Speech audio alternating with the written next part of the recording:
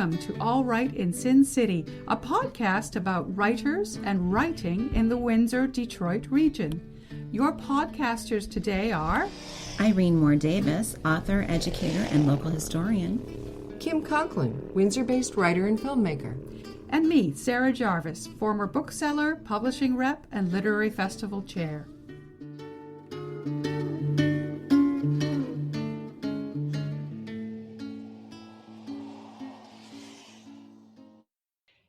This recording takes place online with safe physical distancing. Our featured guest this episode is Dorothy Mahoney. Dorothy Mahoney is the author of several poetry collections, including Off-Leash with Palimpsest Press. Her poetry has been included in numerous anthologies, most recently Heartwood, Poems for the Love of Trees, which is with the League of Canadian Poets. Her haibun, Empathy, won an honorable mention in the Genjuan International Haibun Contest in Japan in 2017. Dorothy is a former member of the Literary Arts Windsor board, and she is a hospice volunteer in Windsor. So welcome, Dorothy. Thanks for having me. This is Our very pleasure. exciting. So you've been writing poetry for a while now. What got you interested and started writing with poetry?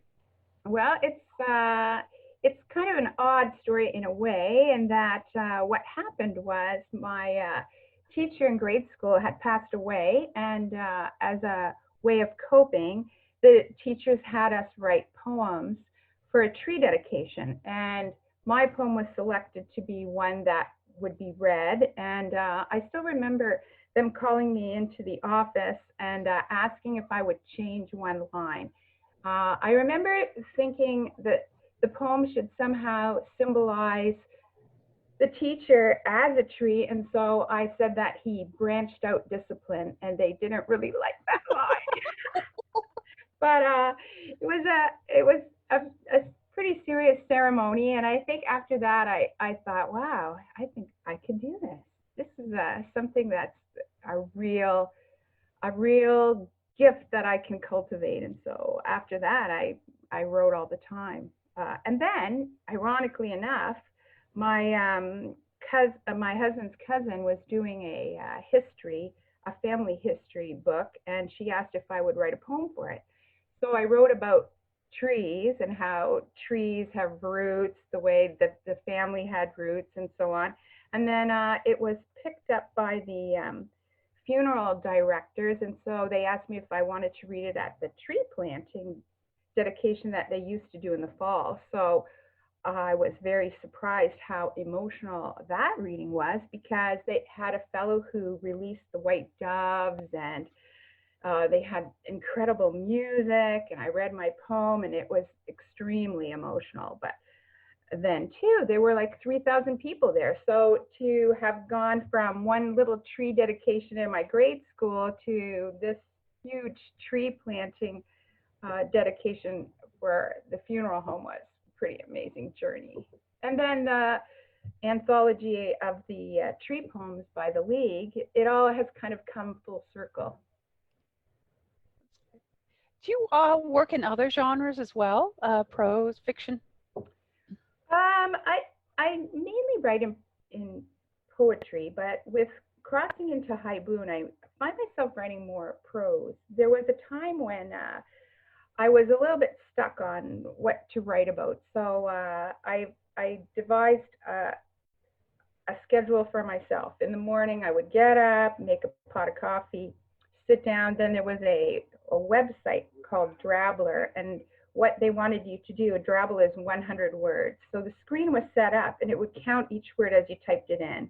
So every morning I would write a drabble, whether it was good or not. And the people on that website were very kind. They would always comment on what worked, what didn't work.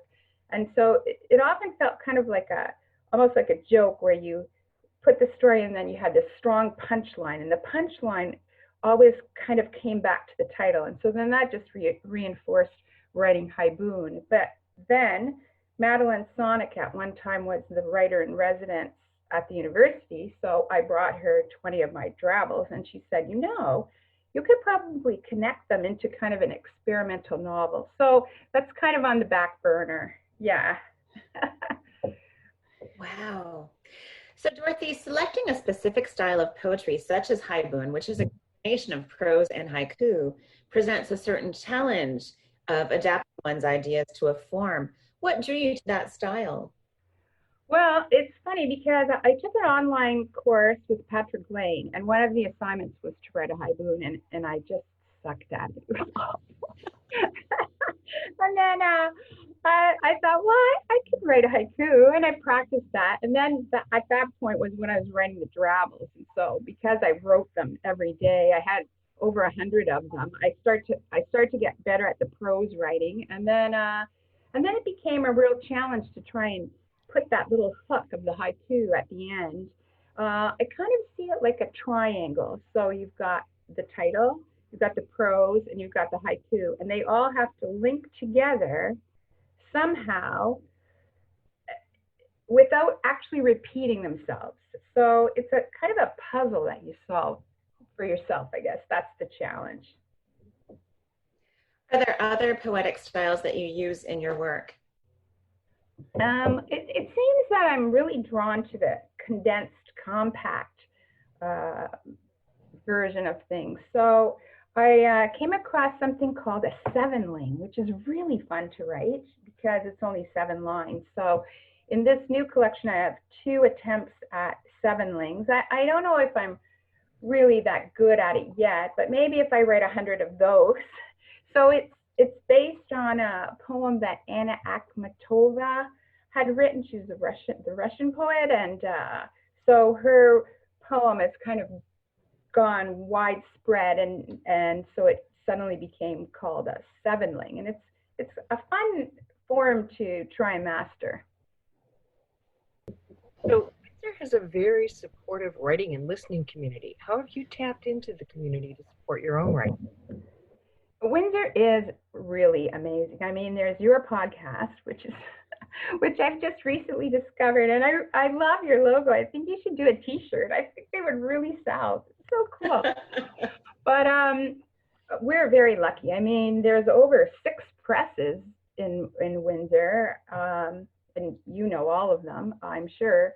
But then too, we have some really unique writers. So I know one of my favorites, Vanessa Shields. I like to go to her mouthpiece things that she used to do.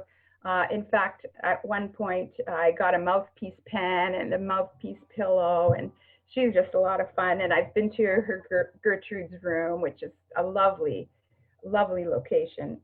She's just such a good, well, her blog too. She's just a real good supporter of other writers, and her poetry on demand. She's very clever. She's really creative. I always love talking with her, and we'll sit, sometimes we'll meet and talk about poetry, and she really is the kind of motivational speaker you want when you're writing.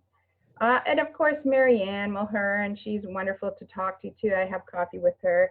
I used to belong to a small writing group with Lenore Langs and now deceased Danny Pepper and Marie Groundwater and Karen Olette, and we would meet frequently, and we put out some anthologies through Cranberry Tree Press. But there are a lot of wonderful writers, and I find too, if you can link with another community. For example, I was very fortunate in that I went out west and met a lot of the West Coast poets, and so when they come into town, they often stay at our place. So I've had Wendy Morton here and Barbara Palman and some of the other poets from out west. And so when Terry Ann Carter comes, she was the past president of Haiku Canada. And so when I know she's in town, sometimes she stays with Marianne, and she stayed with Marty before, and she stayed with me. But I like to have a salon night where we do a renku, which is really fun. You invite, 7 or 8 people, and you take turns linking haiku in a long renku, and she is definitely a renku master. She's awesome. So I think when you are a writer in such a supportive community, you get together as often as you can, and you support each other's readings and, you know, hang out together. That's part of the fun. Can you tell us a little bit, speaking of the community, you've also branched out into working with the hospice. Can you tell us a little bit about that and your role as a volunteer? Sure. Maybe that's a bit of a long story, but what started it really was my husband had prostate cancer, and at that time they didn't have a Da Vinci machine in Windsor. So we had to go to Hamilton, and in Hamilton they have a wonderful place called the Mark Priest House.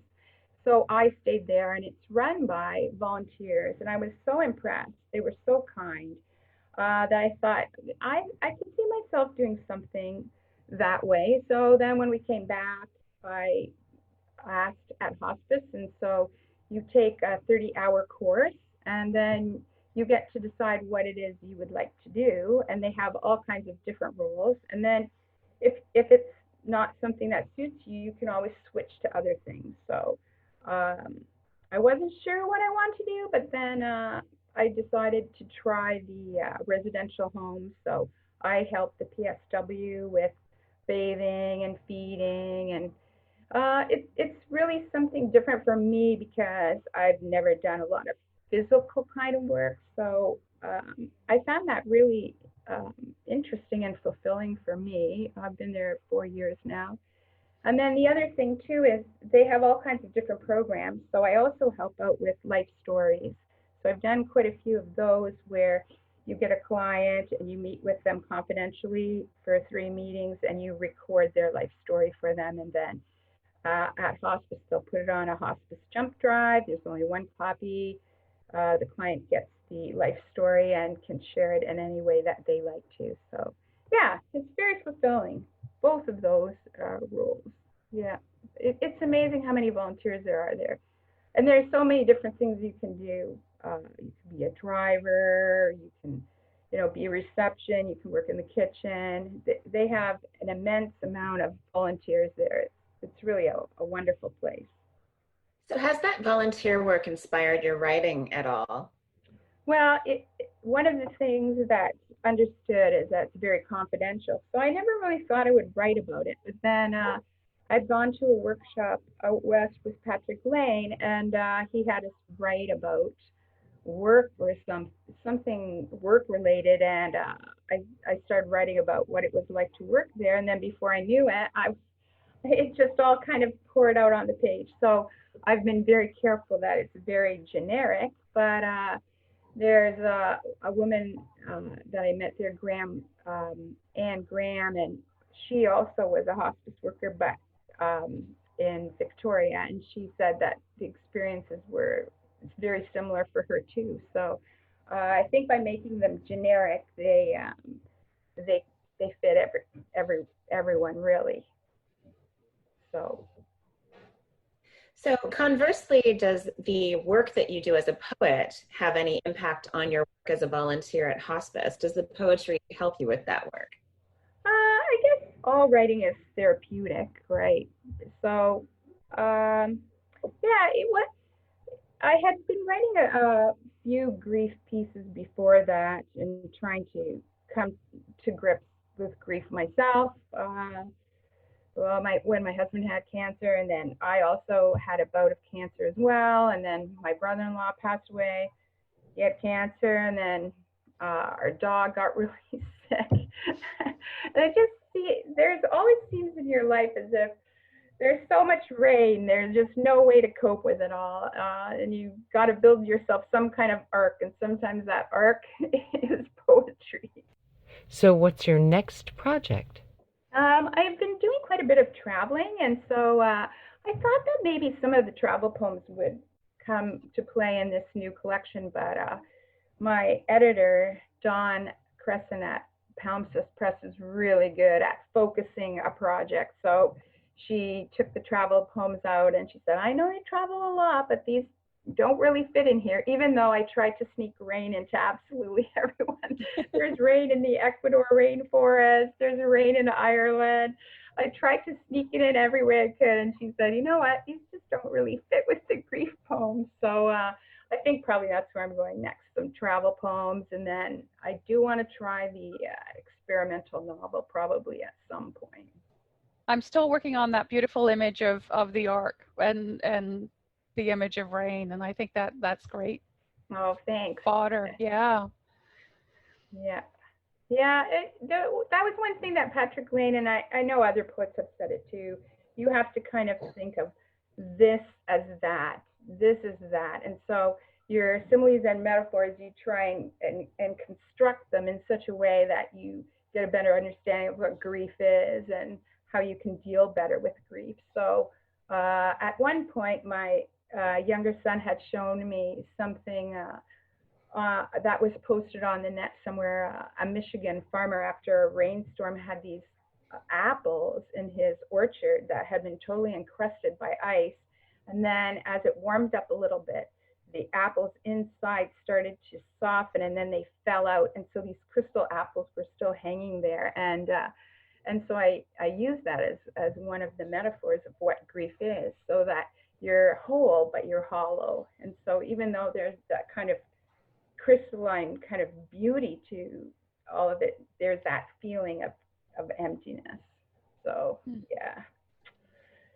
yeah, that's something I guess we all go through, and we all hopefully are able to cope with it and to understand ourselves better as part of the journey.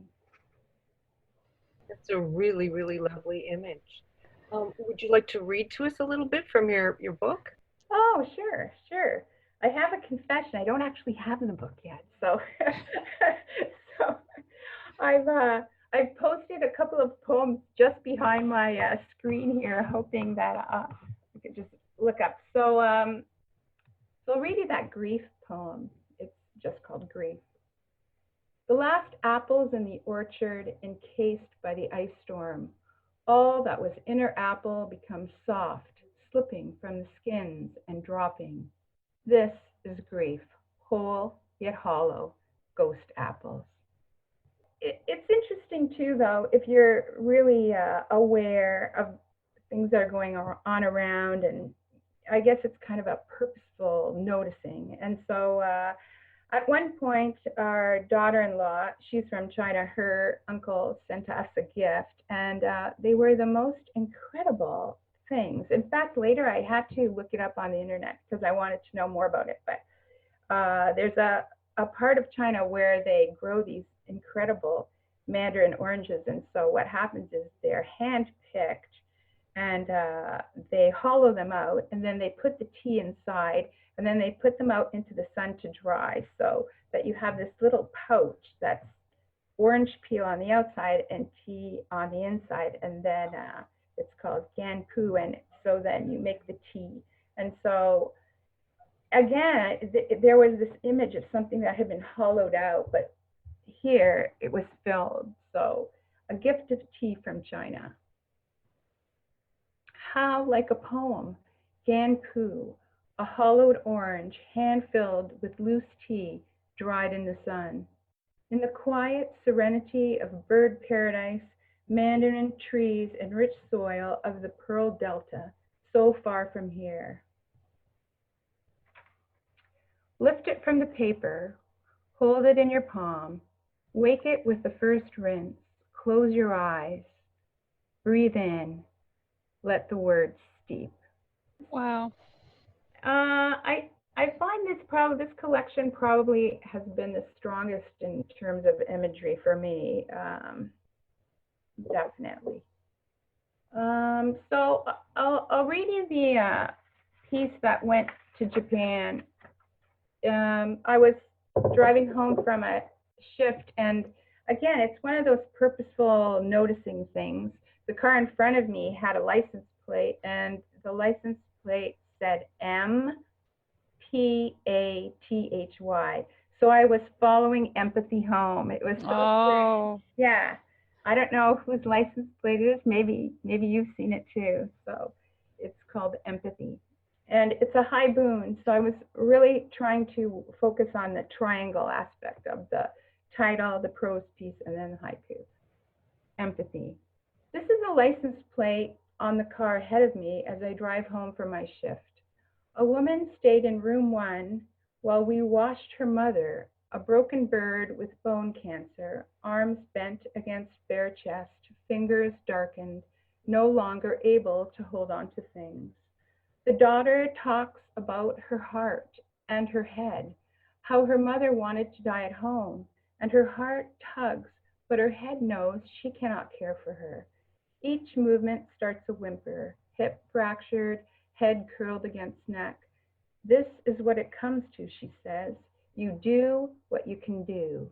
You do. Cracked cup, slow leak across the counter. It's sad work sometimes, but people there are very good, and there's a lot of love, which is so important. So as for the sevenling that I had mentioned earlier, this one is called When the Pandemic Starts. When the pandemic starts, they tell us, self-isolate, cough into your elbows, scrub your hands. In other countries, patients on ventilators die alone, corpses stacked in refrigerated trucks. There are no funerals. Our can opener breaks. Before us, cans that won't open, expiry dates sealed. We've been seeing quite a few different birds lately. I think the storms are kind of blowing them through, although some people are saying too with, less traffic and less noise and less pollution. So I was very surprised the other day to see an indigo bunting in our backyard. And I had written a poem called Lazuli Bunting, but they're not exactly the same. The indigo bunting is all blue, and the lazuli has kind of a white chest to it. But some time ago in the paper, there had been an article about a woman who had seen this bunting at a very strange time. Lazuli bunting. Now I study sparrows closely as they flit through hedge gaps, descend on fallen seeds, and ascend as quickly with junco and chickadees.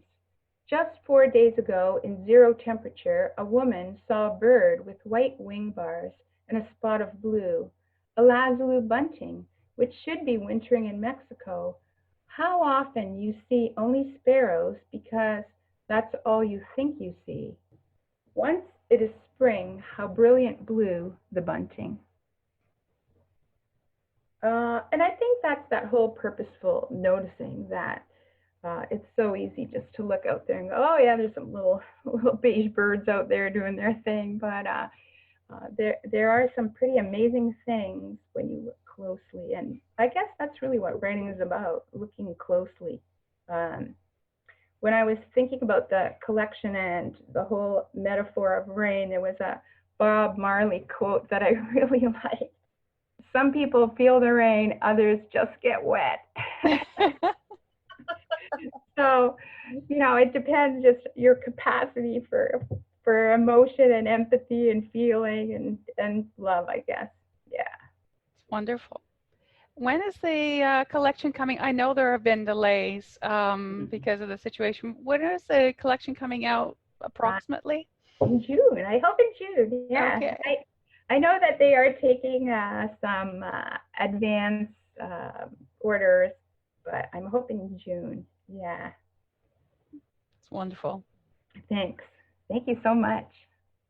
Well, thank you, Dorothy Mahoney, for joining us with this episode, and we look forward to reading this wonderful book. It's just been a joy to talk to you. Thank you. Thank you. Thank you so much. I really enjoyed it. Thanks for joining us. Look for more episodes of All Right in Sin City wherever you listen to podcasts, or check out our website, allrightinsincity.com. For information and announcements of new podcasts, sign up to our email list or follow us on Facebook and Twitter.